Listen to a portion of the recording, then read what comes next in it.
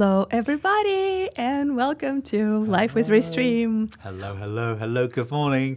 I've had too much coffee. You're already all hyped up. Me too, because today we have such an awesome show for you guys. You have no idea. This is going to be packed with some practical advice on how to take your meetups and in-person events live based on our personal experience that Charles and I literally had this Monday when we took an event by Raycast, Cursor, and Vercel live on, I believe, a 48-hour notice. So we're going to show a bunch of behind the scenes, a few guides, a few personal stories, some really creative hacks that we had to take in order to make it all happen. And so this is going to be a really cool show. If you are streaming events and or hosting meetups and community events, this is the show for you. We will make sure we'll take all questions that you would like to ask. And for those who are new, we are the Restream team. We are the platform that allows you to create beautiful videos in studio like this one, all virtual, all on the web, and send it to multiple social platforms at the same time, such as YouTube, Instagram, LinkedIn, Facebook, TikTok, Twitch, and many, many others. So today we're live on more than 18 channels because a bunch of our coworkers paired with us today, so they're broadcasting this event. And we're live in both horizontal and vertical format. So if you're watching us on mobile, let us know. I would like to see how many people are actually watching and chatting on the vertical versions of this show. My name is Anya. I'm Product Marketing Director at Restream, and today with me is Charles, who is our Senior Video Producer. How are you? Hello, good morning. I'm really good. How are you doing? Very excited about today's conversation because this show is going to be not as structured as our typical demos because we will have a few tutorials and guides and like very practical examples, but this is mostly like a case study live show that we prepared for you today, and this is a new format for us, and I'm very excited. And if we love it, maybe we'll do more of like specific example of how you can achieve something with Restream with the use case and with like real creator, real company that did that just recently. So that's what this is all about. And of course, let us know in the chat where in the world are you watching from, and maybe if you host meetups or community events, and if you ever considered taking them live, or just what kind of content do you stream. But most importantly, where are you from? What country? What city? We are continuing to grow our YouTube channel. A little housekeeping right here is that you need to subscribe to our YouTube channel if you have not already. There are two benefits to do that. Number one, it really helps us out because we want to grow to 100,000 followers by the end of this year, hopefully earlier. That is going to give us a little button. We'll be so happy. So if you're not following us yet, please do. If you're watching on other platforms, also give us that follow or like or share if this content is relevant to you and your community. And the second benefit of subscribing to Restream is getting this fresh guides, live shows, Q&A sessions, demos, and updates right into your YouTube channel. If you're a subscriber, you get notifications, so you will never miss a show. And of course, thank you. All right, let's see what chat is doing. Ooh, oh my God, here we go. Chat is active.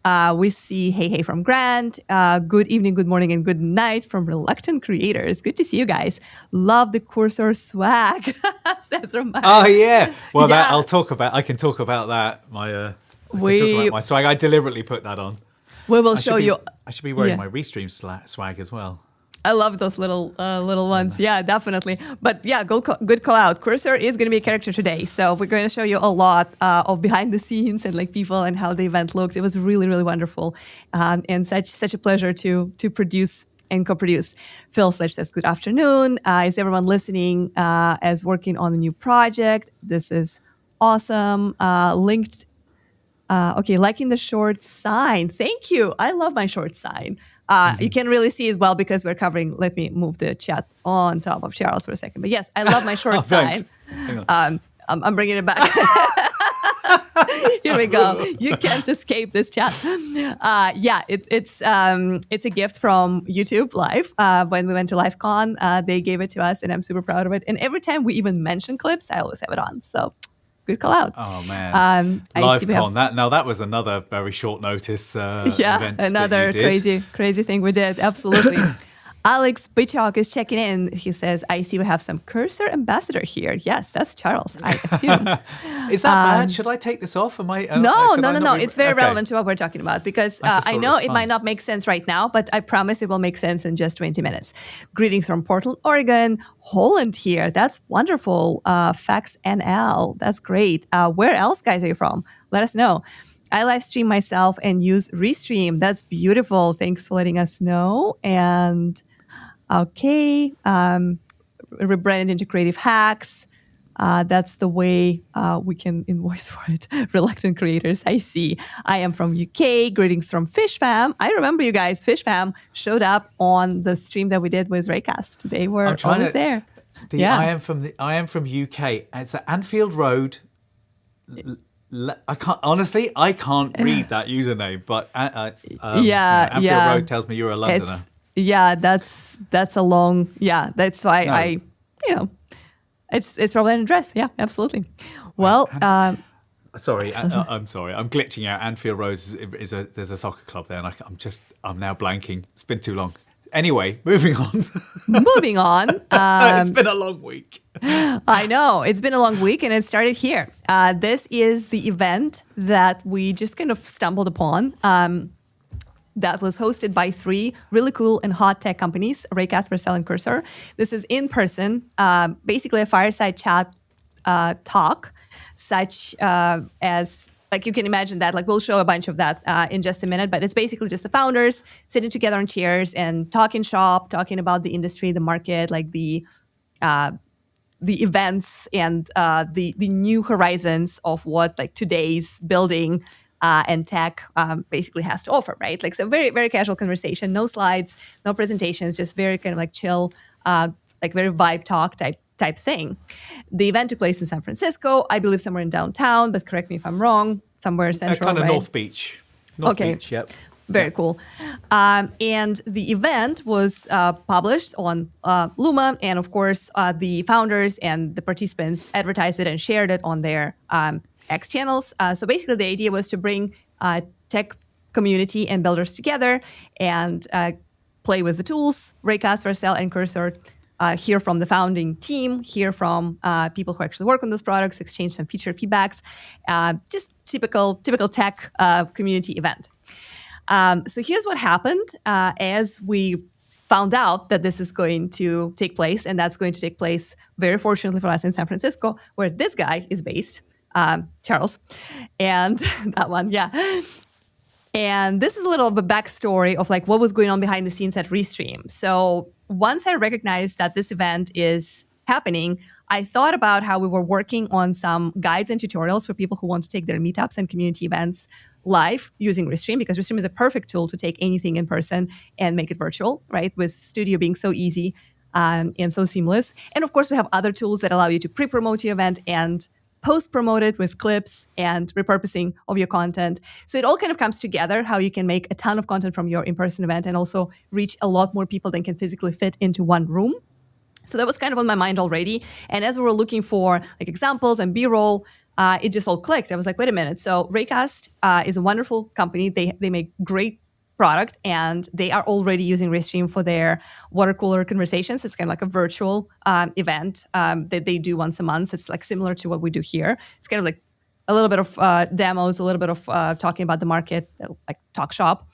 And since they're already familiar with Restream and now they have this meetup, why don't we just go there and take them live? So we messaged them. They were super excited about the idea. They were like, this is awesome. This is great.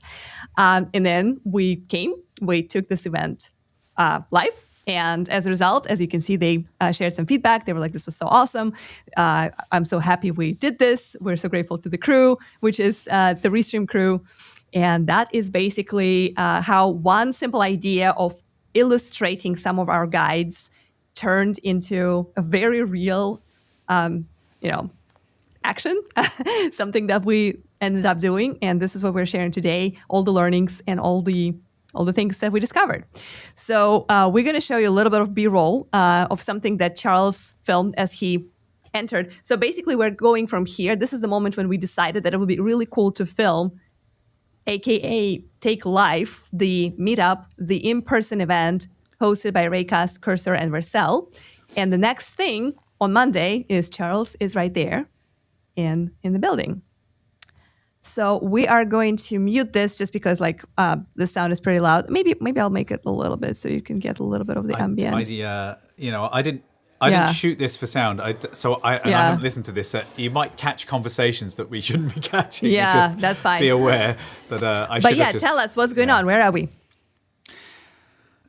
We are at the event space, which is in North Beach, and I just want to say that So I've done a lot of big events where I have full teams where it's, I'm just producing or just directing even, or, just sort of overseeing. And I think that the idea that we wanted to walk into this, first of all, limited time, limited access to the venue beforehand. You and I think what we're trying to achieve here is to show how simple it is to take your event live and really maximize what you can do for your community and maximize your exposure and get that flywheel going so that each event is building on the next. And in order to do that, we want to make sure that this is actually very accessible to everybody. So you can hire an events company, have 10 cameras, full PA sound and mics and stuff. We wanted to show that it can be done just with one person and the things that they use at home. So in fact, Pedro came over to me. Pedro, who is he communities manager? I think he's I think his official title is head of hype, right. Which is a very very tech title. Perfect guy for that. I think it's content. Primarily content, and a little bit of product marketing. So it's very similar role to what we do in my team. Yeah. So he came over and he was like, "Oh, what are you doing here?" And he could see that I had a camera, capture card into a laptop, and some microphones, which we can talk about the sound in a minute. And he was like, "Oh, that's how I do it." And he was literally talking about how he does pieces to camera and films and now live streams at home, in his home studio. And I think that was the point that we were trying to make. You can just take what you have and go and actually produce a live event. So what happened was I just turned up with a camera and some mics and a way of getting sound into the system. And I set up a studio. And what was amazing about this was that I then didn't need to do anything more because you were also in the studio 2,000 miles away in Texas.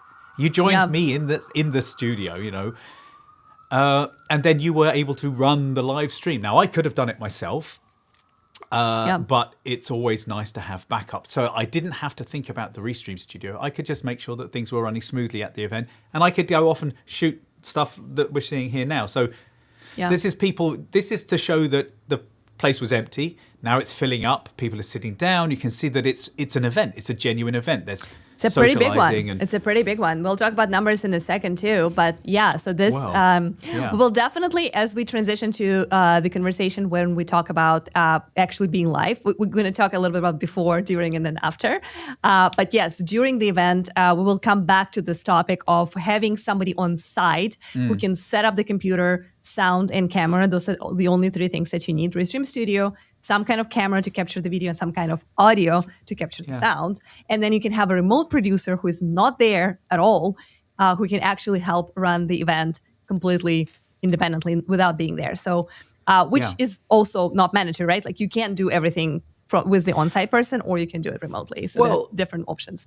I mean, technically I could have done, but I don't know if I'd have been able to handle the chat and, and making sure everything was running smoothly. So as it is, you can see that I'm shooting B-roll and I'm setting up the live cameras. I've done all of this. There's me I'm literally filming myself, just literally a camera just pointing. Now, I love that. I love that moment when you just totally hey, that's all it is. Just the tripod. There is a tripod too. So as we come back to the gear.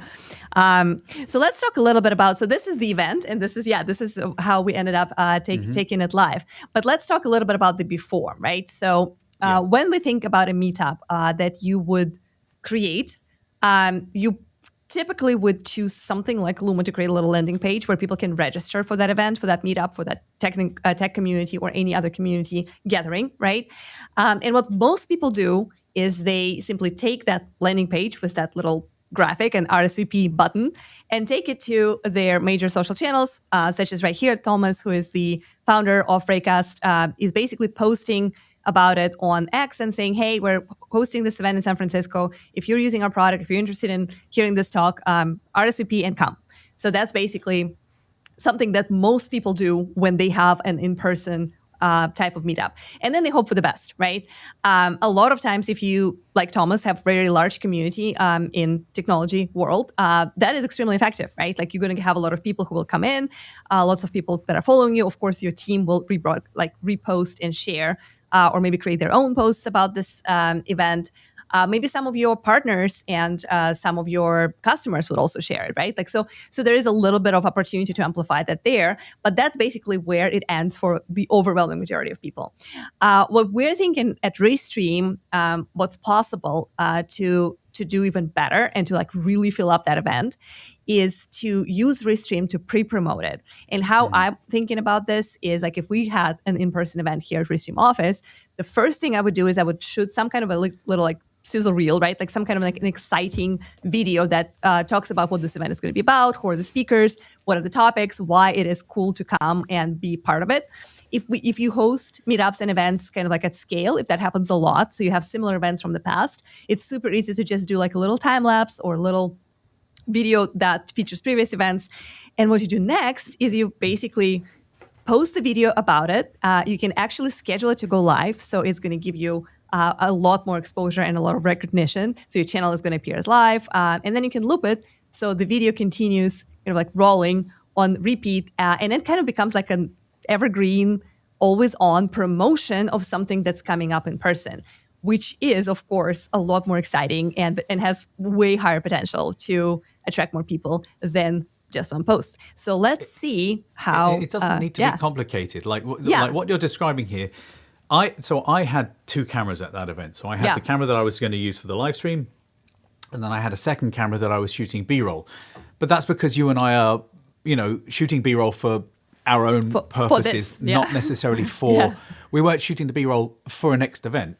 Yeah. Now there were people there like Stephanie from Raycast, who was just shooting stuff on her phone. She was shooting vertically and she was grabbing clips. They are undoubtedly they are going to use those clips to promote any next event.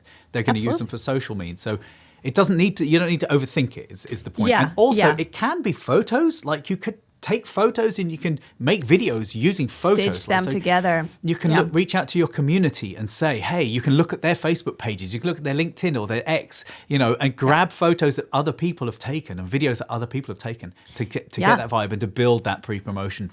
And I think that this, again, we sort of touched on the flywheel. This is very much a part of that flywheel and getting it going.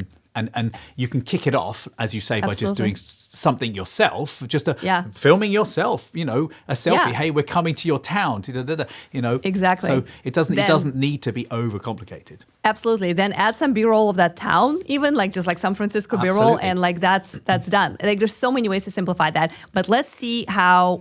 So we basically create a little guide on how you can pre-promote your in-person event. See how you build that out. Event promoters, did you know that live streaming your promo video, not just posting it, pushes you way further up the algorithm? Here's how to use Restream to fill up every event. Upload your video and schedule it to go live across your channels, YouTube, X, LinkedIn, Instagram, TikTok, whatever, all at once. Invite your speakers and partners to stream it on their channels too. And with that extra reach, registrations climb well before the doors open. Build momentum for every meetup with a platform as simple as a video call. Take your events live with Restream. Nice. So this is basically like a quick. You're moving. I'm going to move that. We'll get to chat. Don't worry. I see it. I see the question. I'm not looking at the chat. I was looking at the still of me. I hate seeing myself on the screen. Oh my God, that's okay. I'm not someone who's like, I don't want to see myself. It was just like seeing the videos of myself that I made. In that case, we absolutely have to bring up that question because LY48 9XO is asking Charles, are you single? So you're so you're so amazing that probably they would prefer if we kept the video of you. We will keep this. Let's reveal this in the end of the show, if you feel like. But yeah, I felt like this is. And this is not a single question. There are like a few like follow-ups on that one. So I think we owe to our audience to answer that one. But coming back to pre-promoting the event, like that is the flow that we recommend, and it's super easy to achieve. Just like I said, take any video that you already have. It could be previous event. It could be something that you record, communicating the value and the benefits of being there. It could be something about you arriving to the town where you're setting it up and just the B-roll of that city, all kinds of options, but sending them live versus just posting about them. Those meetups is going to give you a little extra boost. So eventually the event starts, right? Eventually you get into the room, you get the speakers, maybe they have some slides to share, maybe they just want to talk, which was the case here. And this is where Restream really comes in. It makes things super simple because, of course, the capacity of your event is limited by physical space, right? We happen to know some numbers that our friends from Raycast shared with us. They said that the room that you saw, that Charles was filming earlier in the B-roll, had the capacity of 120 people. So that's not a lot of people for, flying. Well, not all of those people flew in, but like Raycast are based in Europe primarily, right? Like, so they came in, and of course they teamed up with Cursor and Vercel. And 120 people is not a lot of people to actually participate and hear and ask questions and kind of like be part of this amazing event. Of course, they had a lot more people who wanted to come in. So their wait list on their event page was 600 people more. So that's a lot of people who didn't get in, right? Even though they really wanted to. So the question then becomes, if you're hosting this community event, like what do you do with those people? A lot of people end up just sending them a recording afterwards, which is a valid option. That's something you can do. But that still kind of like robs them from this experience of being there. It definitely doesn't allow them the opportunity to ask questions if this is that kind of like communication, Q&A, ask me anything type event. And still, if it's a recording, that's already happened. So it does give them that little like second class feeling. In addition to those people who were registered and on the wait list, there are also thousands and thousands of people who would never make it to San Francisco because they're based somewhere else, right? Because they have some other things that are happening that day. So what is the solution? If you bring in Restream and with a simple three element setup, right? Like you need camera, you need your laptop where you run the studio, and you need mic to get the sound in. Which we had a little bit of trouble in, and like a very creative solution with which we will talk about later. You can take this event live and let thousands and hundreds of thousands of people to not only watch it, but also participate in it. What we have on this little screen shot of the event that we took from the actual event as we were producing it is the question that's asked from somebody on YouTube. The question was like, what are some features that your product team is secretly envy to each other? And the speakers happily took it, and it turned into like really exciting and vibrant conversation and discussion. So the person who watched on YouTube was able to not only watch the event that they couldn't have made in person, but also be part of it and actually drive the conversation. So I think this is super powerful and super exciting. Yeah, let's have a look at the walkthrough. But yeah, Charles, go ahead. A couple of things about this. It's 3 companies. If you don't think that you can pull in all of the people, team up. This is collabs on YouTube are very common. This was a collab, and it exploded, and it means that you're not just again multi-streaming to your channels and to your community. You're double, tripling up, and then not only are those companies, each individual in that company has their own channels. So you can start pairing channels. Like this network is suddenly huge. So it wasn't just the 600 people that couldn't make it into the room. There are now potentially thousands of people that are going to get exposed to your brand and to your message. And you're also building up this fantastic community within the room. Like what was happening in that room at that time, the networking that was happening, it's valuable not just to the companies. Those people there in that space had a fantastic time, and then that vibe of the company, it's just fabulous PR as well. Yeah. So I think that multiplication effect of not just you spinning up the flywheel for your events, but also just the community aspect of it is huge. It's huge. And then in terms of the chat question that or rather the what you was talking about, the chat. The comments, I think that is, I really want to make sure that it's so clear how important that is, that you do use a chat during your event so that people are able to feel like they are there and they are a part of it. It's what makes this whole thing, it's the icing, but it's a very important aspect to building the community. Yes, absolutely. People should feel like they're part of it. They're not just spectators, right? Like they can also do what people who are sitting in those chairs can do. When it's time for Q&A, they can raise their hand. Because that's the whole point of live stream, is it's not a passive experience. It is interactive. So you really, it's really imperative that you actually make that space, have that thought, when can we do this? And so what we did was we pinned those comments. So when those good comments came in, we were pinning them in the studio so that, Anya, you could bring them up when that question was asked, because you're not going to see that person. Therefore, you definitely want to have it on screen. So sorry. No, it was great. Yeah, absolutely. So we're going to watch a quick kind of like summary guide on how we took this event and how you could take your event. Oh, no. It's you again.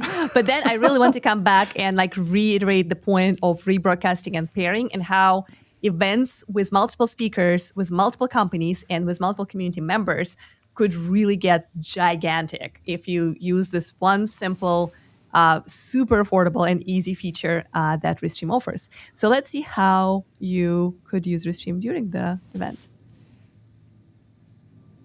Events aren't limited by room capacity, so why are you limiting yours? Here's how one fairly small change can get so much more out of the hard work you've already done. Restream Studio lets you broadcast live everywhere your audience is. YouTube, LinkedIn, X, TikTok, Instagram, all at once. No production team, no complicated setup. Your speakers present from anywhere in the world with easy control of their slides, videos, and notes. Moderate chat, comments, and questions in one place. Add your partners and guests' channels And post short clips while the event is still running. to grab the attention of latecomers. And with 24/7 human support, everything runs smoothly. Build momentum for every event you run with a platform as simple as a video call. Take your event live with Restream.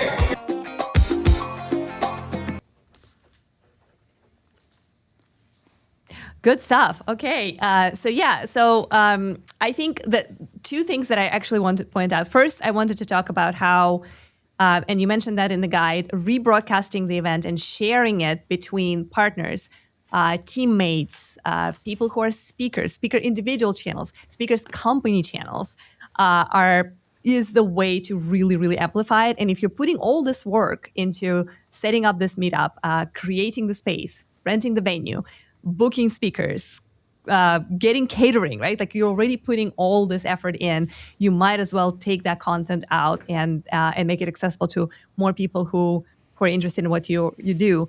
But the last thing that you said, I cannot stress that enough. That the experience of taking this in-person event live is as easy as a video call is so true, because Restream Studio is not a crazy complicated TV station like software, right? Like it does look and feel like Google Meets in a way, because you simply point the camera, you have to figure out the sound, which I really want to talk about in a second here. And then you could use a co-producer just to make sure that the virtual experience with the virtual attendees is exciting and vibrant. They get recognized, their questions getting picked up. Like one of the things that I was doing behind the scenes is like watching to make sure that all the feeds are live, that the sound is good. I did check the sound before we actually hit that go live button. So that is all very helpful. But in the end of the day, it's just the computer, camera, and microphones, and then the social channels that you want this event to be distributed on for just like 10x, 100x multiplier of what kind of attendance and what kind of viewership and reach you can get. Let's talk about mics. So we had a little issue there, and you had a very creative solution. I'll be honest with you, behind the scenes, this is me, by the way, in the moment of this. Like I took that selfie because I was all alone in the office. It was pretty late here. I felt like I'm on a spaceship. I think I sent this to my family, and they were like, "Are you on the spaceship?" Like, I know it does look like I'm on the spaceship, but this is me co-producing this event, and you shared that there was a little issue with sound. So, like, basically, the microphones were not. I shared that. Yeah. I think that's a very kind way of putting it. Yeah, there was a little bit moment of panic, which no event could exist without the moment of panic. All right. So the microphones that they were planning to use originally, would not necessarily easily feed into a laptop. That was just the fact that we realized last minute. So what? How did it go, and what did we end up doing? Okay, so when doing any shoot, any event, you want to do a recce, which is a British military, or could be any military, a reconnaissance basically, which means going to the venue, looking at it. So you want to have a look to see whether there is Ethernet, because if you can get Ethernet, you're going to really, really want that. So you take a 200 meter, 200 feet Ethernet cable, and you run it around the room so that you can plug into any outlet that they have. Because although this is going to work on Wi-Fi, when you've got a room full of 100 people all using the guest Wi-Fi, so and you can have your own hotspot and what have you, but an Ethernet cable, definitely take that. And so you need to ask about that at the venue. The other thing is power. Will your equipment work on battery alone? So you need a very long power cable. These are the really basic things. Yeah. Can you have a line of sight to whatever's happening from your camera? If you're using a phone, can you get that phone high enough? Can you just stick it in a mount and put it on a wall, and then just have a cable to your computer? Or in fact, I believe that, pretty certain you can actually do it wirelessly, but not ideal, but you can do it. And then there's sound.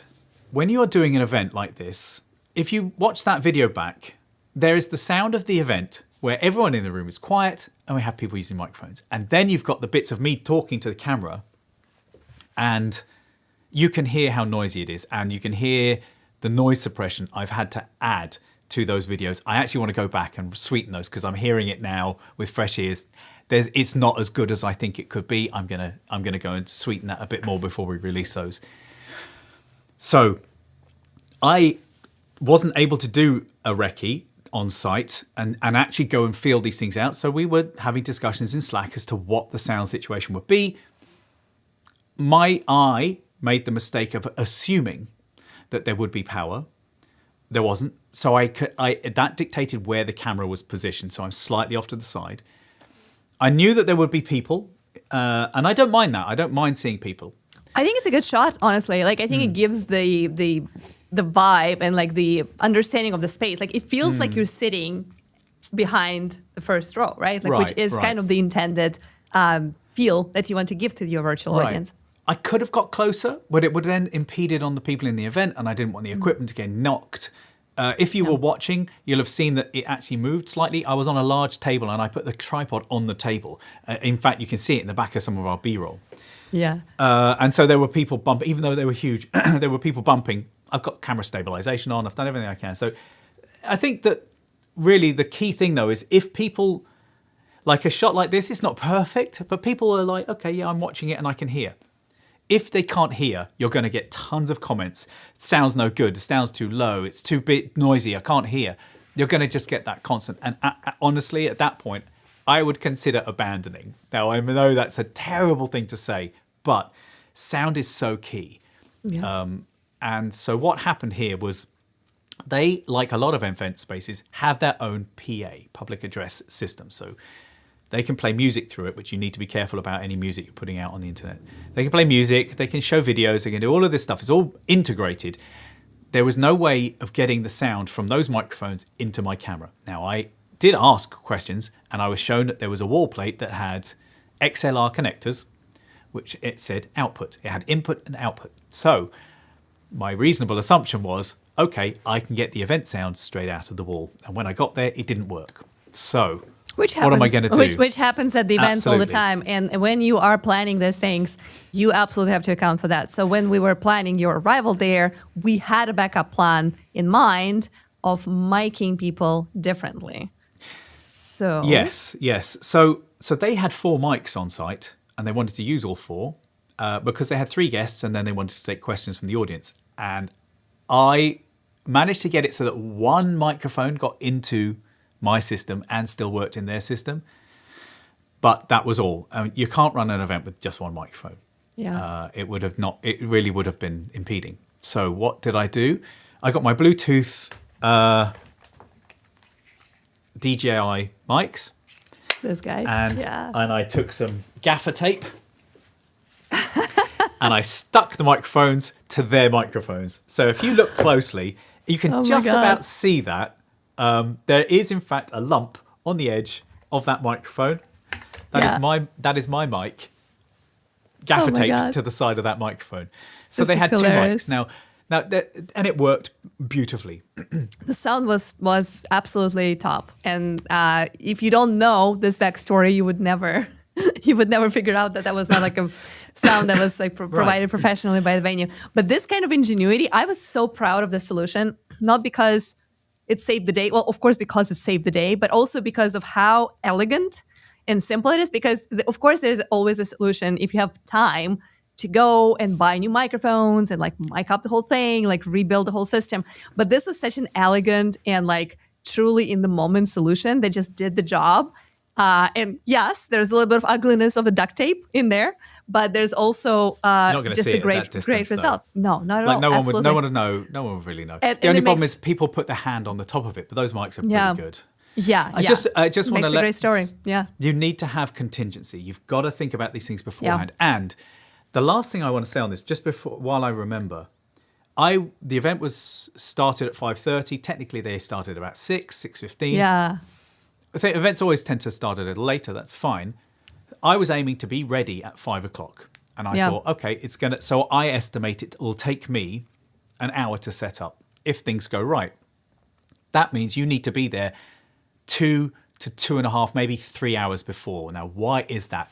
That's because there are things that you think are going to, you don't account for. For instance, when I arrived, I sat in reception for 20 minutes waiting to be collected. That's 20 minutes that I was there. The person knew I was there. They were just, running around. It's an These event. are people that are busy Yeah. doing their own things. They don't need to come and hold my hand. No, absolutely. It takes time to get your stuff get my camera out of the car, and to put it down in the reception. Tell the receptionist what I'm doing, who I am. Show my ID, sign in. These are all, everything adds up. And then you got to find power. You've got to run cables. It's very, very simple. You just need more time. So I basically was ready about 30 minutes before we actually went live, and we went live at 6:15, and the event started at 5:30. I think was it? Yeah, so something like that. So I would say that was close, but then I am someone who says if you're on time, you're late. Yeah, I think it's very important with events, and I've filmed events before. In my previous life, before I became marketer at Restream, I was actually a journalist, and I was covering video gaming events on shows like GDC, E3, and things like that. So basically, filming the event was my job for the longest time. And there's always, I always think about this, like, yes, you always have to be super early because you need to give yourself time to solve whatever event and life is going to throw on you, because there's always going to be something. There's always going to be some delays. Everything takes 2 times more time than you think it does. And my favorite part was to always account for, okay, so there are things that are going to potentially happen, right? Like there will be delays, there will be a line, the person will be unavailable, there will be bad internet, there will be something that you already know. And then there's also things that you don't know, but they're still there. There's like those issues and like surprise, like craziness during the event. And you also need to account for that because the known knowns and the unknown. Yes. Yeah. The things that will slow you down. The known unknowns and the absolutely. Absolutely. And that's why having a behind the scenes producer, like what we did for this one, is a really good idea if you can do that, because then somebody else can just like take the edge of other things that, so you can just focus on the things that are on site that a person with hands and eyes on site can solve, and then everything that can be virtually, remotely done. And also helps to have a second person just being like, okay, well, let's think about it. It's like, how about this? Did we think about that thing? So like that was really cool dynamic for me personally, because I felt like it was, I was like super invested in this. Like I really wanted to make it right. So it was like super exciting thing to do. Love just it. Taking off that cognitive overload, just to know that you were there, and that I could just say, right, that I don't need to think about. I know that's going to be okay, that you can solve that. And the fact that you can solve it remote, offsite, you could have been at home in bed, That's a really, really fantastic thing. And in fact, what I could do even, and I did think about this, is set up a second camera with my phone and just get like a wide shot of the entire room. And then you could have added that second camera and you could have just cut to it every now and again if you wanted to. And I didn't need to do that. Like I could just, once my equipment was running, I could walk away. I didn't walk away. I was monitoring. I was looking at the chat. I was looking for opportunities and I was checking and I was listening to things. And and then I was walking around the room shooting B-roll, and I knew that I could walk away because you were there. So yes, although it's very doable, I could have done the whole thing myself. It just, but having co-producer really helps. So that's how we did this. We are going to talk about what happens after the event and how you can repurpose and get a lot more mileage from that content from your in-person meetup or tech community event. But first, I want to turn to chat and look at a few questions because I know people are asking. And if you are hosting or considering to host a meetup, a tech event, a community gathering, a hackathon, a fireside chat, any kind of event that features a real in-person physical space, audience that is physically in the space, but you also want to take it live, this show is for you. This is what we're breaking down. If you have questions, even very, very specific questions, this is the best place to ask them because you have me who does the marketing and also Charles who does the actual video work on site. So we got you covered. Let's see what we have in the chat. Question, I guess, coming from LinkedIn, very easy to use. I guess that's a comment in general about Restream. This is true, and this is true about events as well, because during events we're aiming to making it very, very easy. So that's the whole goal. All right, what is the next big feature we are cooking? Good question. I would say the next live show that will be dedicated to a new release is going to be related to Clips and the new Clips editor. So we will show you how to really customize and make the live clips and just clips from your live shows really your own. There are a few new updates there. While the core of the editor is still the same, you can still reframe, trim, caption, stylize, and just kind of like rearrange speakers and rearrange the layouts. But there are some new things about it and how the UX looks. So we're going to be covering that. Another big feature we are working on that is very common request and a lot of people are looking forward to having it is Browser Source in Studio. I know we talked about this from the early on in this year, and it is actively in the works as our top priority on the roadmap right now. So hopefully we'll be able to talk about that in another couple of weeks. So that's what's cooking. I would love people to suggest what they want for Browser Source. Like, let us know what you would use Browser Source for. Let us know what your use case is. Let us know what you would like from us in terms of Browser Source, because I think it's got really exciting potential, but I think that there are going to be use cases that we haven't thought about. So we won't cover. And there will be use cases that are like super obvious, such as like pulling in like maybe subscribers and like some kind of like overlays that you would use. But let us know what exactly would you like to overlay on Studio as if you had the Browser Source today. That's a great. I imagine there'll be like Polymarket chat, Polymarket numbers. Yes. There'll be tickers. There'll be news tickers. Breaking news stuff. There'll be just simple things clocks like and timers. Maybe scoreboards that I imagine there are. But there's going to be stuff. Polls, quizzes. Man. Donations. There's like donations. it does unlock a lot depending on what you do. Registrations, like I don't know, some kind of like trivia stuff. Like there's so many things you can do there. Let us know. What do you mean by registrations? For example, if you have some kind of like a live registration thing, like it's basically anything that you have on the website, you can bring it in and make it an overlay, right? Then show in the studio. So if you have, let's say you're like selling tickets to a concert, for example, and you want to see like the ticket sales or like how many minutes are left before like the sale starts. So even like live sales, even then. Anything that you can show dynamically on any kind of website, you will be able to overlay in Studio. That's what Browser Source does. So there's so many use cases. Like but yeah, let us know. Yeah, any reactions, anything. So let us know what you are going to use it for. If Browser Source is something that you're looking forward to as well, as excitingly and passionately as we do. A few questions, I guess, in general. I know this is so good. I really love it. I'm so happy that I get to do this for a living. I love it. Yeah.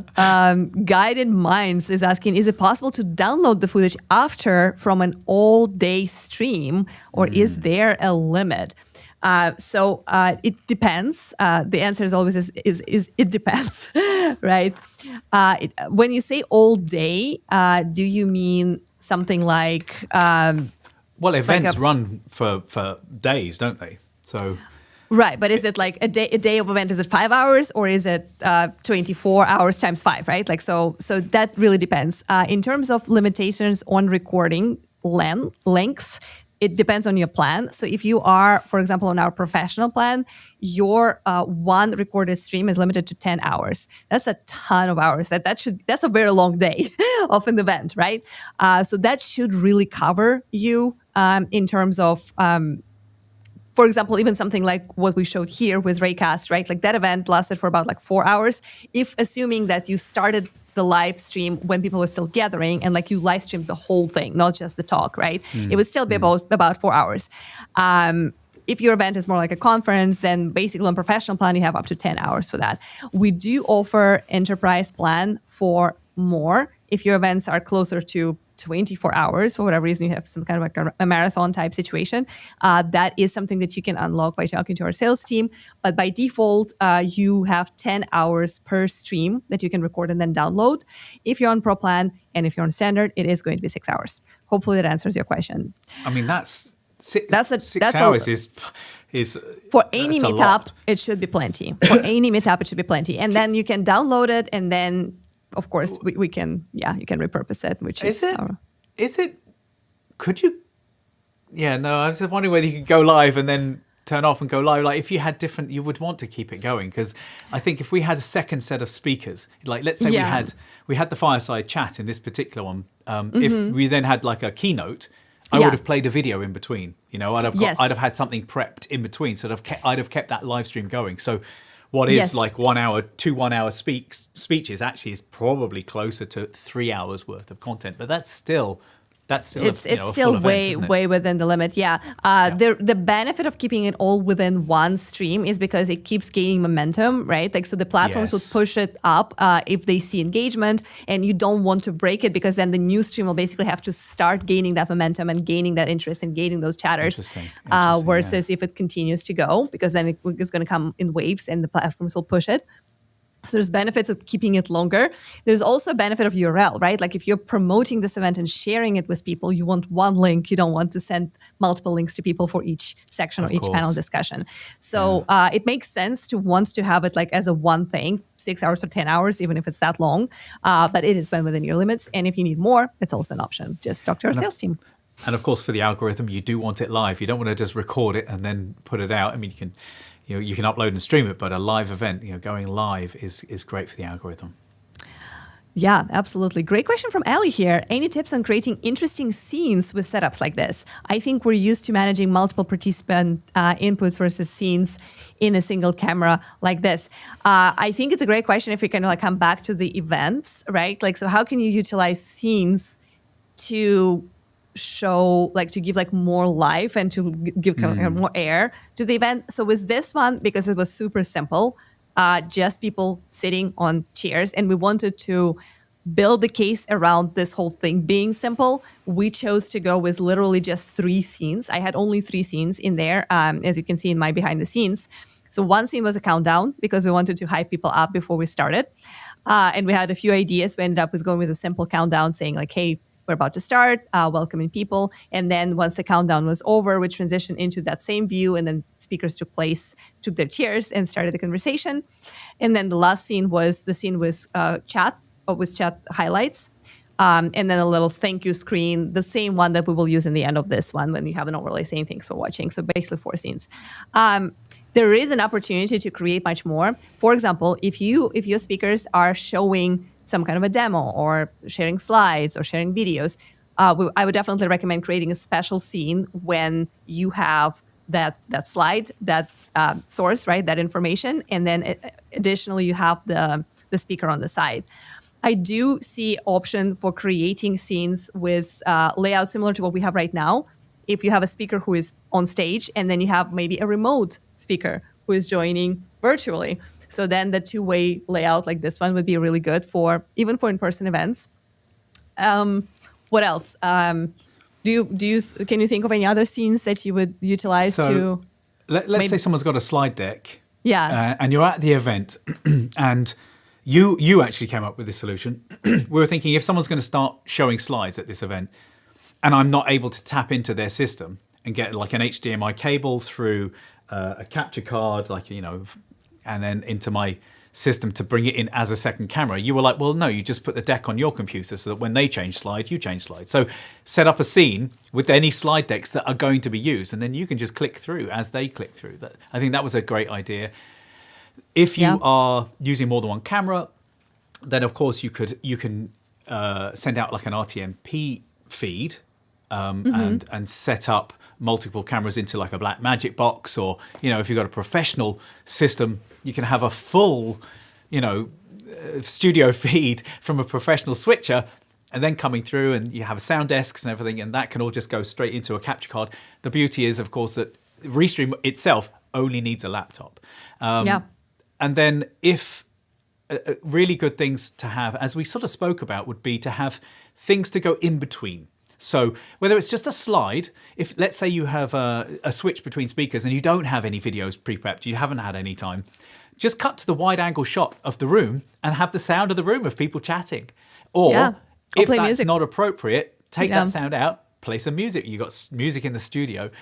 So visual interest is always important. I think that bringing up any supporting materials, stills, images, graphics, videos, anything like that. And as we were doing, we showed B-roll while we were chatting. Now, the B-roll wasn't specific to what we were talking about. It's just a vibe. It just gives you a feel for what I was experiencing in that room as I was at that event. And I think that so in terms of scenes, which was the question, you tailor the scenes to what you have and to what the event is.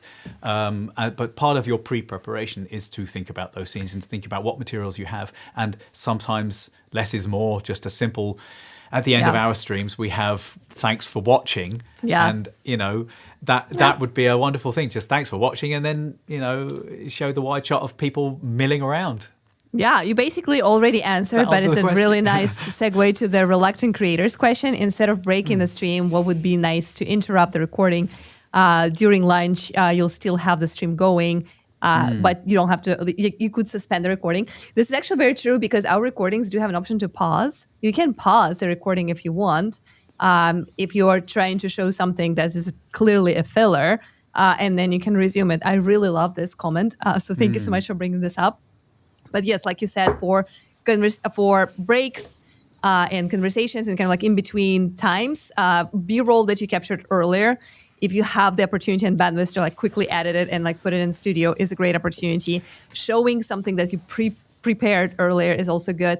And for those people who are running those community events, not necessarily like the 3 tech companies that we featured today, but maybe you have sponsors, maybe you have supporters, maybe you have folks who are who have their own like sponsored message or their ad or their promotional videos, and those are really great opportunities to kind of like integrate into the taking the in-person event live by mentioning the sponsors and some videos about their products. So that's another way to kind of like break things. And you don't have to have one countdown. You could have more countdowns. So let's say you prepare a countdown that's leading into the next speaker. And that countdown can be whatever you want. It can be a video. It can be a promo. It can be, you could actually just have graphics up on screen of who your sponsors are, of who the next speaker is, and then a countdown timer. And those countdowns can be, they can be hours long, right? You can have them whatever you want. So if you have a break of 15 minutes between each speaker, make a 15-minute countdown. Have a creative countdown. And you don't have to stay there for like it gives people, they know they can go out and put the kettle on if they were in England, or get their Nespresso pods going if they're here in the US. But it gives them that time, and of course that countdown you can always come out of that countdown early if need be. Yeah, absolutely. So Reluctant Creators also guessed your trick. You attached a Rode Wireless to their microphone. It was not Rode, but it was exactly. Let me. So here, look. I saw that question coming up. Yeah. So what I had at that time, I rented this camera. This is a FX2, and I have this top mount. So I was going to have the sound come into these XLRs at the top here at line level, but it didn't. That plan was scuppered. So what I did was, I have this little device that has my DJI mics, and because I thought about this, I had two cameras that are both made in the Sony ecosystem, and I brought this one in, and I knew that this would there's an adapter, but I knew that this would work on both my cameras. So I was able to take the DJI mic and literally just gaffer tape it to the microphone that I knew that they would be using in the room. So it transmitted wirelessly into my streaming camera, into here, and then the sound and the video were both in camera, and then that came out of an HDMI cable into my capture card, which went straight into the Restream Studio. The advantage of doing it camera and pictures together in the video and the sound together in the camera means that I know that they're in sync. If I had used an external audio capture card like my Focusrite, my Scarlett, and I'd used my Camlink for the video, there's a possibility that the two could get out of sync. Like, I worry about these things. It's not desperate, especially at that distance. It's not desperately critical, but I do the best I can. I always strive for the best. Sometimes you fall short. For instance, I fell short that I couldn't get the sound of that PA, but you start off with aiming for the best, and then as you get scuppered by things, you just go down and down and down until you get the next best, the solution that works. So there you go. So yes, I literally gaffer taped them, and these last for 6 hours or something. That is awesome. Yeah, we got there. We did it. We did it. It was quick and dirty, but honestly, the sound worked really well. It did. It sounded great. And if you haven't seen that event, it is on our YouTube and on our X, so you can go back and kind of check it out. It did work really well. And their event was so pretty, says Lawson on X. It's true. They had great venue and very good vibe. And I'm so happy that we were able to take this live and create this little case study around this, and hopefully inspire you to take yours. It is really, really nice. I see there are a few questions about chats. The only issue I have right now is I can't see vertical stream chats. That's something to check in with our support, because vertical stream chats should come through if you're talking about YouTube. There are limitations on vertical chats if you're talking about TikTok and Instagram, and that's not the vertical limitation. It's just the fact that those platforms do not yet have an API with third-party applications like Restream. So statistics, views, analytics, and chats simply do not come from those platforms back. The workaround is to have a separate tab, which is what I do. I actually have my Instagram tab open, and I'm looking at the comments there. So if you want to ask a question on Instagram, if you're watching us on Instagram right now, please type in a quick question. I'll check in a few minutes, and I can take it back.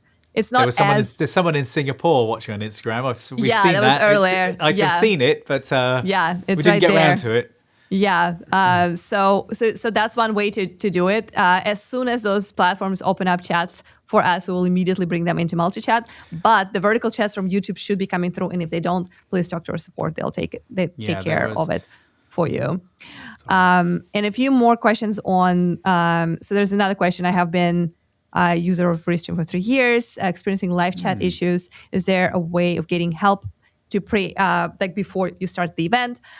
This is a very valid question, and it's actually very connected to what we're talking about. Of course, if you are taking your event virtually, you want to make sure that the virtual experience is also good, right? So the people who are in the room and the people who are watching feel kind of the same, right? The best way to do it is to test it. Our technical support is 24/7.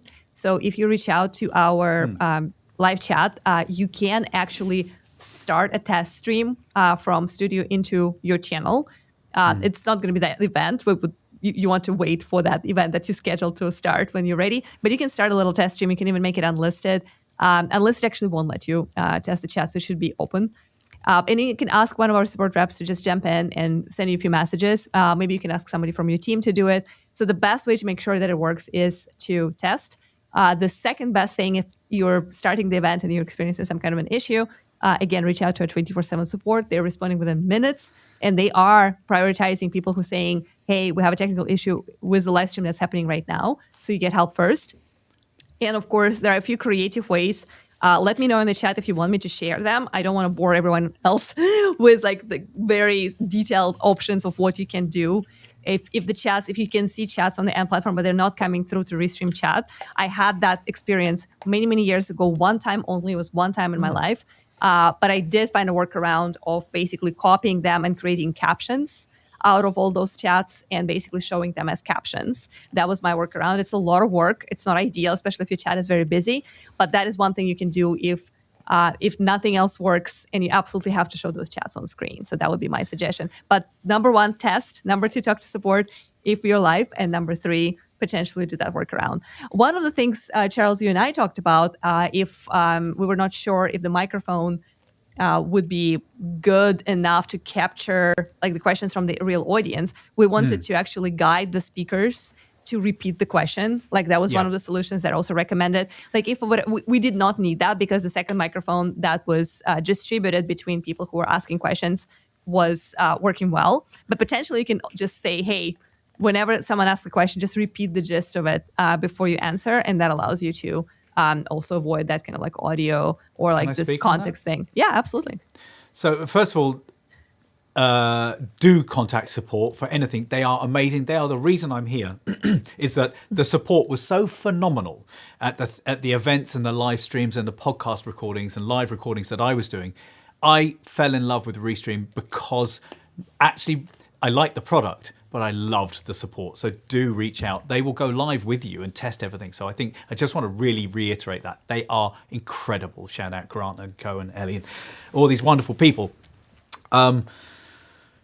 When you are taking audience questions and when you are using microphones at an event, there are a couple of things that will really help you out. First of all, the fewer microphones, actually the better. The reason being, when someone's got a microphone, they talk, and you don't necessarily want people, I've got a mic here and I talk too much, right? You don't necessarily want people to have control of the microphone, particularly an audience member.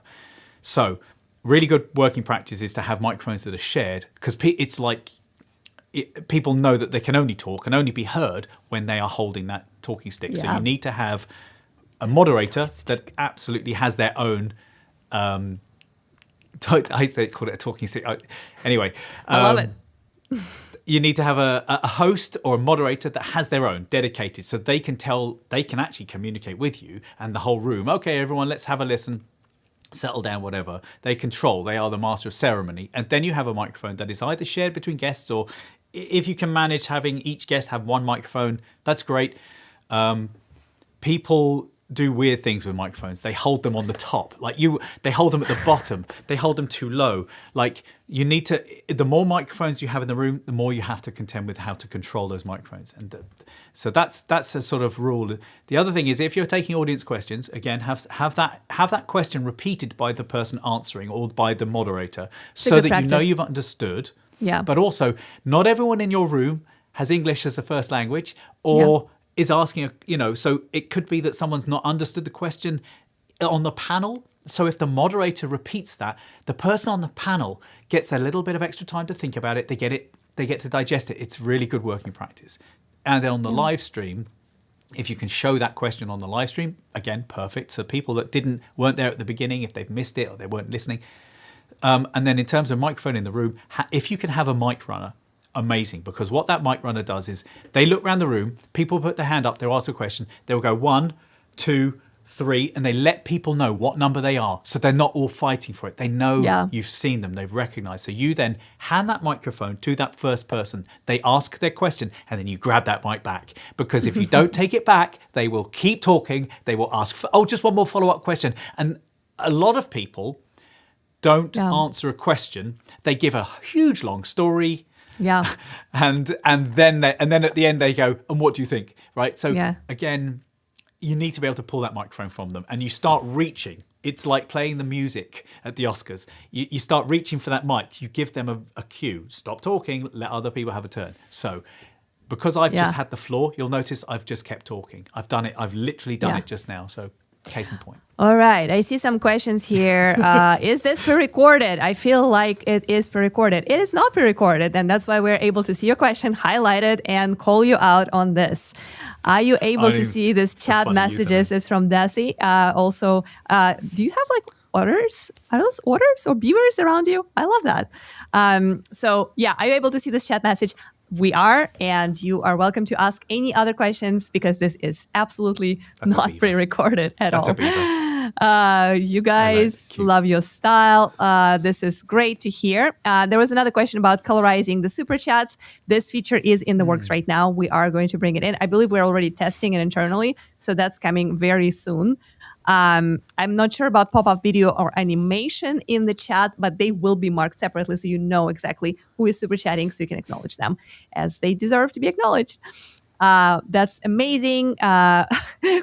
Comment from Max. I think that's our Max from email. You guys are great hosts. Any tips for easing guests into the conversation at the start of the show, especially for in-person events? Yeah, that's a good one.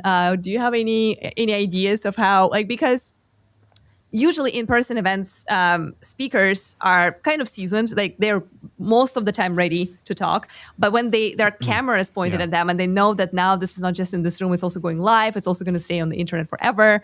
I would say, maybe there's something that you would recommend. Yeah, actually, there are a couple of things. First of all, I think that if the AV team, anyone that's running AV, is actually physically chats to and lets people know what's happening, particularly a host or any speakers, give them the run of show, give them the timings, let them know what's going to happen. Forewarned is forearmed. If people know what to expect, here's what's going to happen.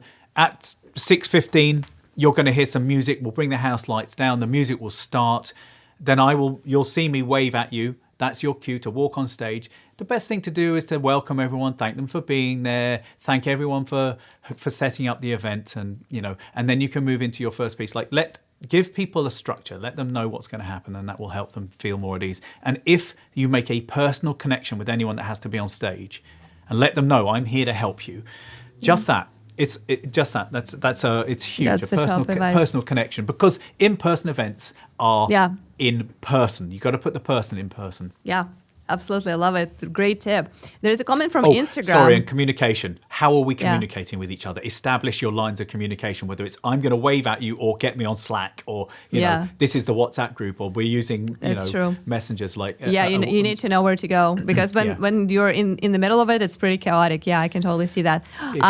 If you have more than one guest, you have lots of things you need a run of show, and you need to tell people here's what's going to happen at these times. Yeah. So I want to make sure that we take a question from Instagram, because I just said, like, if you cannot take since Instagram questions are not coming through to our chat, you can just copy it and paste it as a caption. And this is exactly what we did. So it does not show up as Instagram, but this question came from Instagram, and would love to acknowledge that. So the viewer says, love the setup. How do you get the screen set up? The screen setup. I'm not sure. What do we think? Are we talking about events here, and like how would I get the screen? Yeah, like the screen at the event into the studio, or this screen set up? Yeah, like let's imagine that folks right here were not only doing the talk, but they also had some slides or some screen share to share. What would you do? What's your quick pro tip on this one before we talk about repurposing? Ideally, you have two laptops. One will be doing whatever it is that needs to be shown at the event, and then the output of that can be sent to both the screens at the event and into the Restream studio. Alternatively, as we touched on earlier, you could have both things. You have a laptop, or you have the event screens, and then you have a duplicate of whatever it is going to be shown, and you put those into your scenes in the Restream studio. But using a capture card, they're like $10. You don't have to go for the Camlink, Elgato 4K Camlink that are $60, $100, I think maybe for these capture cards. I have a few. I also have one that's, like I said, it was like $10, and it's perfectly fine for this kind of thing. And the colors aren't quite as accurate, but for something like sharing a deck, so that would just come in. You just press E in the studio, and it will give you the option to bring a second camera in, and then you can just bring that up, and it would come up exactly the way that we have that there. Yeah, absolutely. Does that answer the question, you think?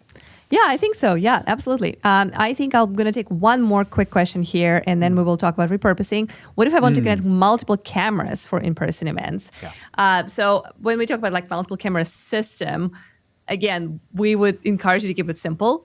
But the second camera is an option. Charles, do you want to break this down? Yeah, absolutely. I think for this event, if I was to do it again, I would have camera A would be the wide that we have here, and then camera B would be one that I would physically move around and zoom in, and I would get individual people as someone spoke. And then I would have two scenes. Scene 1 would be wide, scene 2 would be the close-up, and I would just cut, between those two scenes with the up and down arrows. The alternative would be to have something like a Blackmagic switcher, which are relatively inexpensive, and that would have the two cameras would feed into that, and then that would be the capture card itself, and that would feed into the Restream Studio as a camera, and then you can just cut between those cameras manually. That would be great. And that's how you could use scenes. You could create one camera, assign one camera to one scene, and then assign another camera to another scene, and then just switching between those scenes would be your switcher within Studio. Yeah, alternatively, you would have an external box to do it, like a Blackmagic box or something like that. There are several. But if you don't have that, just use extra camera feature and create two scenes, and that's going to be very simple. And then you can just literally up and down, So live and what comes after? What comes after the event is over is arguably the most important part. Because yes, some people will make it to the event. Some people will watch it live. But then what? There's so much great content that you already created there because speakers probably shared some great insights. There were great questions. There were like this kind of like vibe shots of the B-roll that you hopefully captured as well. What can you do with all that?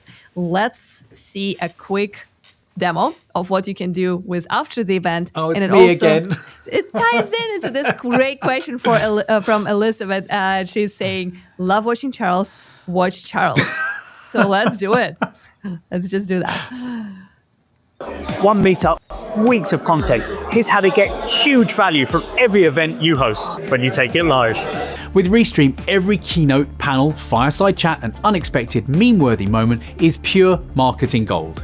Splash live clips all over your socials whilst the event is still happening, with even more clips ready when you wrap. These are your best moments captured automatically, ready to schedule and share. Honestly, that's just a start. Every presentation becomes blog posts, podcasts, and social content of every kind, continuing to delight your speakers, sponsors, and community long after the meetup ends. One event, building momentum to the next through weeks of content with a platform as simple as a video call. Take your next event live with Restream. So this is not again. Not again. No, I think this is a really good reminder of the power of clipping, because we mentioned live clips during the event that could be instrumental in attracting the attention to the virtual version of it, and of course, giving people online the idea to join the next event in person if you're doing those at scale. Live clipping is super powerful, and actually, this is something that we're doing right now. So if you're watching this show on X or YouTube or LinkedIn, we are posting live clips from this event. I do believe that we had a few batches that already posted, so you can just simply go to Restream page or Restream YouTube channel and go to Shorts, and you will see the clips from the event that is happening right now with a link inviting you to come back to the full show. This is a great tactic because you capture completely different feeds, completely different scrolling traffic, basically, and you're bringing those people into your event. Very, very powerful. Absolutely must do. However, they give people at the event a chance to actually repost for you. I'm at this event. Look how cool I am. Exactly. Yeah, exactly. And they're super shareable because they're short, they're easy, they're bite-sized, they're very, very, very effective.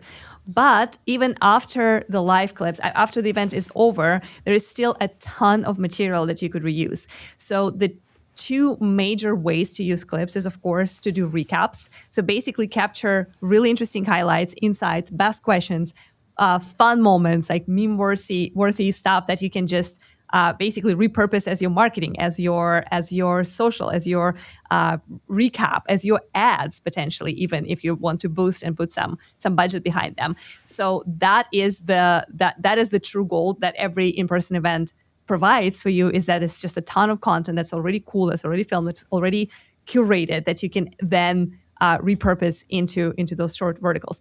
And another thing is that those clips can become, again, pre-promotion for your next event. So it basically closes the loop of like the full cycle of how you film the event, you repurpose the clips, and then those clips also become that pre-promotion for the next event, which will also be filmed and create new clips too. And then that cycle can be kind of never ending. So this is a moment that I captured from basically the behind the scenes of Raycast dashboard, right? Like as they were live, I was clipping from that clipping project, and I was like looking at what was going on and picking the best moments. And I just want to show you one of those clips so you can see how they look. This is actually the clip that was captured during the live show. We could have posted it while we were still live. And of course, we share it with the Raycast Cursor and Versal team. So they might be using that as recaps and hopefully as promotions for future events. So let's have a look. The beauty of this clip is that it was a question that was taken from live, that YouTube question that somebody asked. It was taken by the speakers, and then they commented on it. And that became this 1 minute little clip. Let's have a look. What's one feature from the other team's product that you secretly envy? Maybe I'll start with this one. I envy the fact that Raycast is at the desktop level, at the OS. You know, a lot of things that we at Versal do are web-bound. And so they rely on a URL, they rely on being in the web. But, you know, I love the native APIs. You know, I love being able to do native voice dictation. I love the glass look. I love being able to have rounded corners on Windows, you know. So I do envy the native feel that Raycast can bring. I love Versal preview links. And then I love like all the extensions in Raycast. That's what makes it magical. I'm a heavy Cursor user. I mean, I spent $6,000 last month on usage. You're welcome. The preview links are good. I feel like a preview link just makes code available to other people just visually. So it just presents the same thing. An engineer reads the code and understands it. But if you have a marketing team, the code is like nonsense. And so you want to have the visual preview and want to have them evolved. So I think those are... So yeah, so that's basically, I think there are two things that this little demo does here. One, it kind of like gives you the feel of like how the audio and like the overall event looked from this clip. You don't have to go back and watch the whole stream, right? Like you can kind of envision what was going on there. The second thing that I love about this clip is that it basically gave some air and space to all of the speakers. And with Restream Clips Reframe, you can actually very easily move your framing. And even if speakers are kind of like in wide shot like we had there, you can focus on specific speaker whenever they talk. The third thing I like about this is that it was answering the question that came from live chat, right? Like, so this was including the virtual audience into the conversation and actually driving what the speakers were saying. So another powerful moment for doing event in person and virtual, like a hybrid event at the same time. And you can see that this piece, this is actually one of the longest clips that we have. A lot of clips that we ended up cutting are like 30, maybe 35 seconds. So they're a lot like smaller. This is kind of like on the longer side of things. But it does give you like this really cool insight, like what the people are talking about. And it's super shareable. It's super shareable for all three speakers, for all three companies, and potentially a lot of people who were in the audience, including the person who asked that question, right? So there's so much virality potential there, and this kind of clips get cut automatically. So that is the beauty of it all. I mean, all three companies are being represented there within, and it's showing how, you know, in businesses you talk about dog fooding, using your own product as we are doing right now. Yeah. They're talking about using each other's product. It's a fabulous clip. It's a great clip. And that would not have come about, these people praising each other and these people interacting in that way wouldn't have come about without an event, a live event, for them to actually express that gratitude and that experience with each other. And I think then that's such a great moment that also would have been lost had it not been live streamed.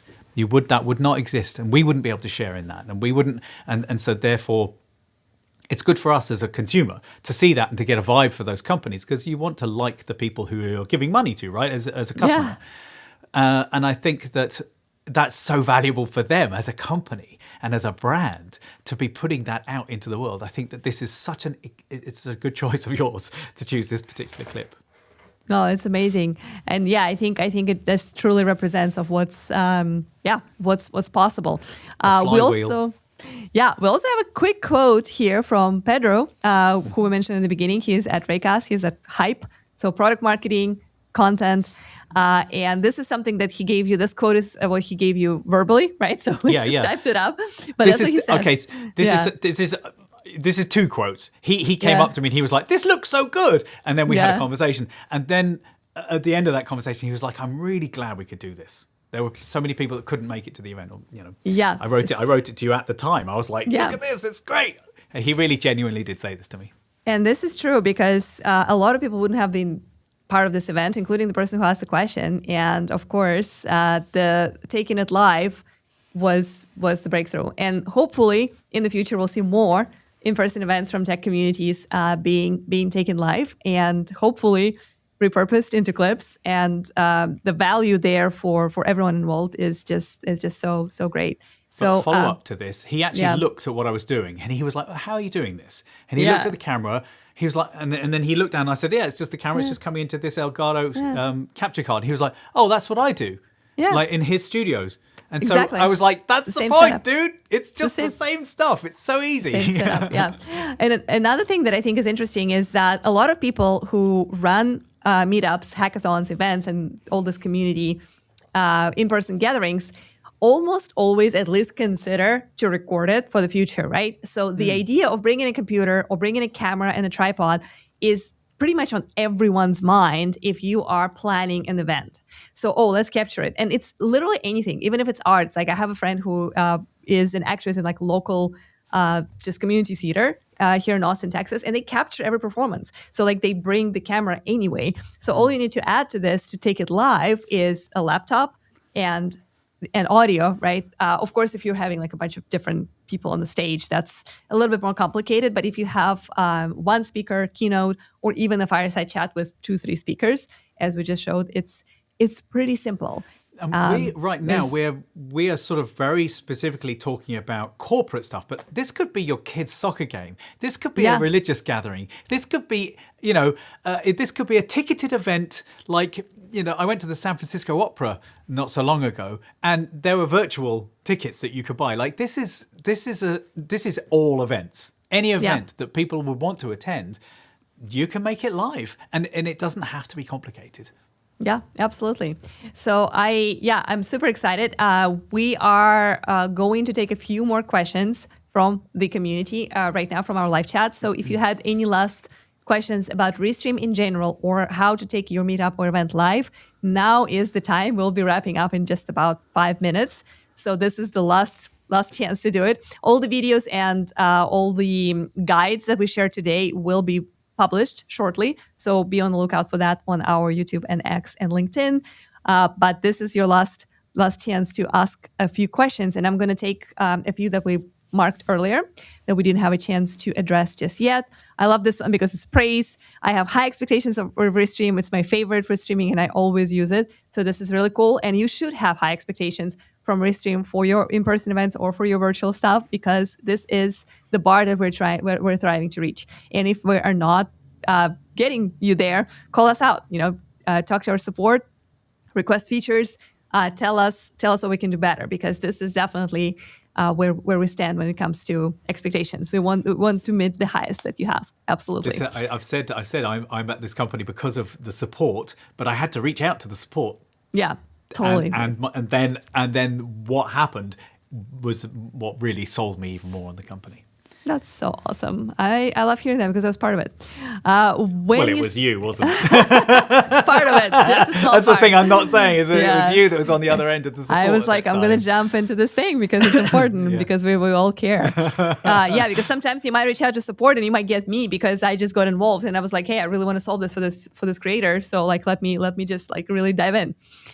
When you stream and other platform messages appear, is there a way that you guys can work on removing the Restream relay info? So basically, if you're responding from Restream Studio on some platforms, it's like your response appears as Restream, I believe, or if you're relaying chats from one platform to another.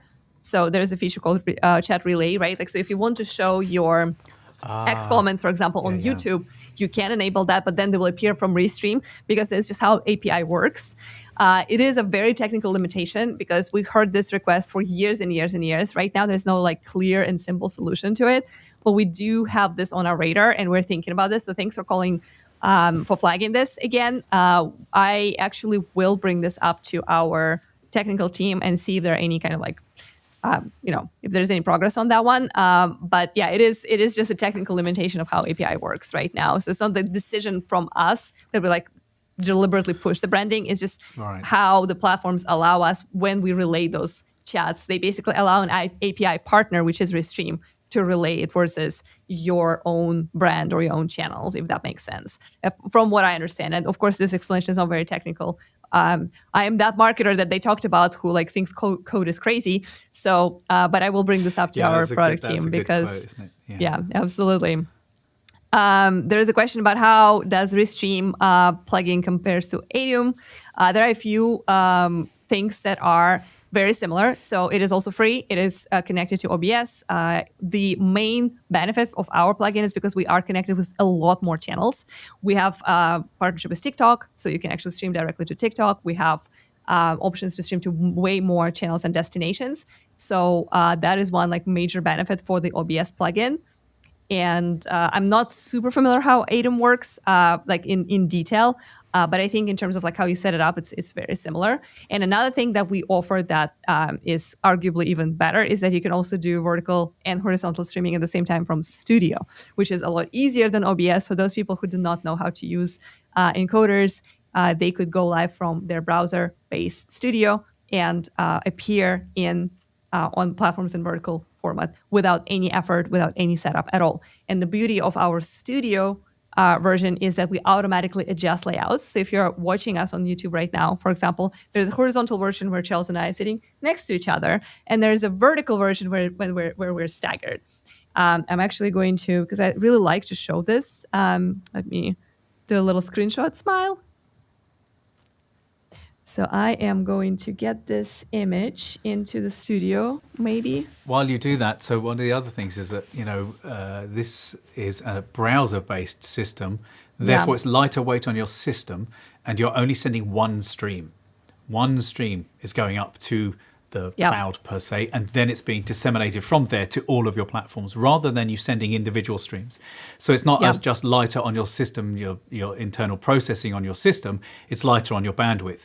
Therefore, you can do things like saving some of that bandwidth for local recordings. And so you can have your clean camera feeds recorded independently. And then you can then re-edit afterwards if you need to do a cut down or you're creating a podcast. I used to do a podcast where we would record live and then I would edit afterwards. And Restream will record each camera and each participant individually, and then you can export that, and it comes with an XML, which will just drop straight into your video editor, and then you get individual tracks. Everything you've used in the studio is all placed on your timeline perfectly, and then you can start editing from there, cutting to individual cameras if need be. Yeah, And absolutely. there's the layouts. And this is the view of layouts if you are in Studio. So the bandwidth thing is applicable to Studio. If you're using OBS plugin, it's still going to use some extra system from you. Similar to any other plugin that's on OBS. But if you're using Studio, all the load is going through our servers. It's all in the cloud, so no extra load on the system. And then you get this great option to not worry about how to look good on vertical feeds because we automatically adjust it. And when you change the layouts, it adjusts as well So this is super mad. I'm not going to take a screenshot of that because it's going to be the same The screenshot. Yeah, but I'm seeing right now that in vertical mode, it's actually again changed. So now we're not staggered, but we have like the big screenshot and then us under. So that's pretty cool that it is all like thought through and adjusting automatically. So if you don't have if you don't want a lot of like processing time of your own brain of how to arrange all this and how to make it work, Studio Vertical version is going to be your jam. I love that. All right. So I think this is a wrap. There's one more Super Cheerio. I think that's Visna. I love that.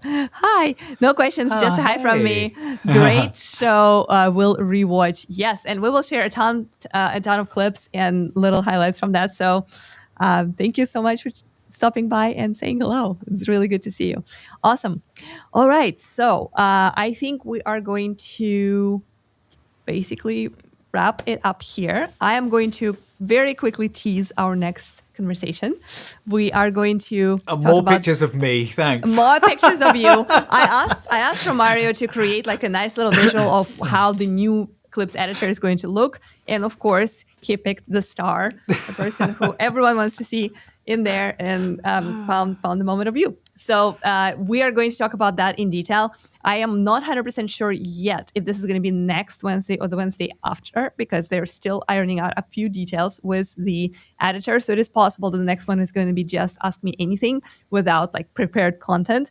So everything about your questions. But it's either the next one or the one after. We are going to really dive into editing your clips. So the clips and highlights that we talked about as your superpower of repurposing after any in-person event. We will show you exactly how you can make them your own, how to customize them, how to make them beautiful, how to edit them in real time if you're using live clipping. All of that with Product Manager of Clips, Romario, right here on all Restream channels. All right, I think that is it. So that's the wrap, and I am super excited to.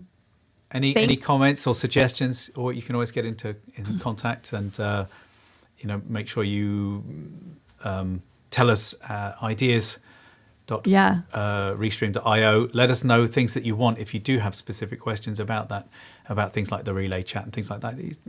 Go and get that subject sort of boosted up, and it will be more likely to be looked at. And Restream really does react to things that the community wants. Yeah, I actually saw there was a comment from Instagram originally, and I see that it got relayed into YouTube. So I'll highlight it here first. Does Restream have any NDI developments coming on the platform? And there's also that same question appearing on YouTube. So I guess it got transferred. I did see that comment. So we, to the best of my knowledge, this is not our priority right now. But these are the kind of questions that we take during Ask Me Anything. So if our next show is going to be Ask Me Anything and live Q&A primarily, we will go into details with that. We do invite developers as well sometimes for Ask Me Anything, so that would be a great question for them. But I do want to highlight it because I want to make sure that makes it to our transcript so we can actually... that actually could be useful for events. You know what? Yeah. An NDI feed from could be actually quite useful for events. It could be, yeah. Like it's always something that we're looking into, and I would say one other place where what I would recommend going is ideas.restream.io. I'm just going to show it here. It's a very simple thing to type up. This is our feature and feedback collection space. Our product team looks there every single day. Marketing team looks there every single day to figure out like what we can talk about more, because sometimes we get ideas about things that already exist. And to me, as a marketer, that signals that we just don't promote it enough. Some ideas are things that are already on the roadmap that helps us to prioritize that. Some ideas are not on the roadmap yet. So that's an opportunity for you to let us know that this is something that's valuable and important to you. And then we can assess, prioritize, and hopefully build it for you. So ideas.restream.io is something we definitely recommend you to visit and to check out. And with that in mind, NDI, just very quickly, NDI is sending images over basically a network, an Ethernet connection. Yeah. Therefore, what you could do at an event is you could have an NDI virtual camera capturing the screen of someone that's presenting, and then bring that as an extra camera into your Restream studio. So that actually, I might look at seeing how stable that is. That's a pretty good idea. So many comments, of course, as we want to wrap up, and I cannot make myself not acknowledge them. This is one of the problems with live show. Phil Sledge is checking in and saying, are you looking forward to the news about creators live streaming on X? I know that there's more updates that are coming on X Live, and we are really looking forward to that. Absolutely, because X is one of the platforms that we are partnering with, and that's where we actually have a really, really good and solid integration. As you can see, the comments from X are coming through. The stats are coming through, so you can see your results in analytics. So everything that they're building right now to improve the experiences is extremely exciting for us, and we cannot wait to work with the X team to bring this into Restream. And then another little sanity check on, is this really live, from Tweety This. It is, and that's why you are on the screen. Love that. All right. When streaming with Restream, and yeah. And I think there's also a request to let us turn off video previews. It kind of depends on what exactly you're talking about, like where the video previews that you want to turn off. Then let us know. Again, Ideas is a good place to do that. And also our live support. If that's something in particular that you're seeing in your setup, you can reach out to them, and maybe there's a way to turn it off. I'm just not sure which exact video preview are you talking about, because if it's in Studio, or if it's in Encoder, if you're seeing it in OBS, if you're seeing it, if you're talking about the preview that is between. I'm still here. Yeah. Like my video's gone, if that's what they mean. Oh, okay. Maybe that's the video preview, like the preview. But preview to me is like something that is before it goes live, right? Like something that you see there. So yeah, just clarify that, and we will be happy to look into that. And Tweety This is like, oh snap, your guys sound amazing, and this video looks amazing as well. So yeah, yes, as you can see, it is live, and we're acknowledging as many comments as we can. Good stuff. All right. It's browser-based. Like, you're getting really great quality out of a browser-based studio. It really is fantastic. Just laptop, camera, and good mic is all you need. All right. Thank you so much for hanging out with us today. Big thanks for the whole Restream team that made this whole thing possible. Like, streaming this event was easy because our developers and product folks created a great studio. And that's what we recommend everyone else uses if you're taking your live stream event, your in-person event live. Thank you very much for Grant. He was our moderator today on YouTube and helped answer questions that we couldn't take. There's always more questions that we can answer, but we really appreciate every single person who chose to spend this time with us, ask questions, provide feedback, share anything that you guys experience with Restream is super important to us. We're live here every single Wednesday. So if you are you have more questions about Restream, definitely be sure to subscribe and like this show, because then you will get notifications whenever we go live, and you can ask us more questions because your questions drive our content. But things that you ask sometimes become a whole episode of the next show, and we definitely try to take as many questions as we can. So that's awesome. But our moderators are there and trying to answer and point you out to some resources that we have. So Grant on moderation, Becca is our co-producer today. She was behind the scenes, bringing in comments, starting chats, and making sure that we look like $1 million every time we go live. And of course, Romario and his team were on live clipping. They were making sure that we post the best clips live while we're still here. So if you haven't seen our live clips yet, check them out. If you're not using live clips, then you should, because they really give you additional views. And one of our recent updates to Restream Analytics actually shows you the views that come from live clips. So that's another cool way to see how you perform. And live clipping views are now part of your overall kind of like results and outcomes of your reach. And of course, big thanks to my favorite co-host, Charles. Overly chatty Charles. You did a great job, as ever. Well done. You did a great job. You did a great job filming the event. You did a great job networking with our friends from Raycast and new friends from Vercel and Cursor. You really, we got so much praise because of you, that the event looked great, that the stream looked great, that the clips are great. So this is literally all you. So it's a big round of applause for Charles. No, it's not all me. Absolutely not. Like Not the whole all, point but of it's this a is that big- the studio makes it seamless, and It's a big part. having you there, it was no. You were Having this is a definitely good improved. producer. I'm Although I not. am a little tired, which is why I'm guzzling coffee and getting hyper because it's as Romario wrote and said it's only Wednesday. Yeah, it is only Wednesday, but believe me, it feels like Friday afternoon right now. Yeah, that's awesome. That's been a long week, but we're so happy we were able to bring this content to you. So stay tuned for that and ask us more questions. People are saying, great job, Charles. And I could not agree more. And with that in mind, thank you, everybody, and see you next Wednesday. I'm going to send you some hearts, but first, let's get us to our thank you screen.